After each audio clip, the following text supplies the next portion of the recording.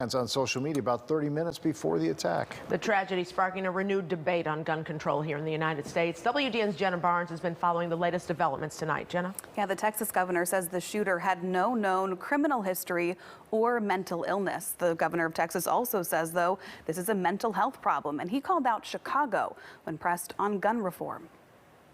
As families in tight-knit Uvalde, Texas, mourn the fourth graders killed in their classroom alongside their teachers, the nation asks how we prevent the next massacre. In our smaller schools where we can get down to one entrance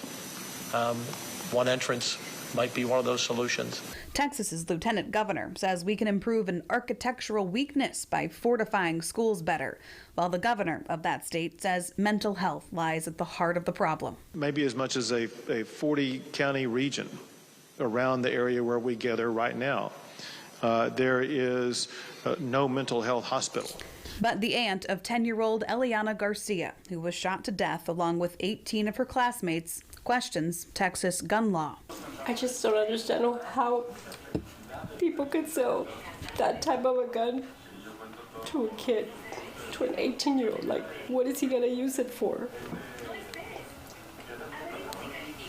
But for that purpose. Officials say the shooter legally purchased 2 AR-15 style semi-automatic rifles. The idea that an 18-year-old can walk into a store and buy weapons of war designed and marketed to kill is, I think, just wrong. It just violates common sense. President Joe Biden saying today the Second Amendment is not absolute, but when pressed on reform, Texas Governor Greg Abbott deflected to Chicago. I hate to say this, but there are more people who were shot every weekend in Chicago than there are in schools in Texas. And we need to realize that people who think that, well, maybe if we could just implement tougher gun laws, it's going to solve it. Chicago and LA and New York disproved that thesis. Mayor Lori Lightfoot calling his tactic a Republican trope.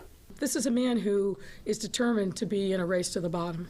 He's obviously trying to burnish his credentials for what is likely a run for president, and he's doing that, frankly, at the expense of people in that state.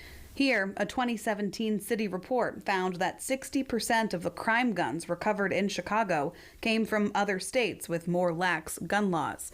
Texas ranked in the top 10 states that supplied those guns. The fact of the matter is, that guy needs to focus on taking care of business there.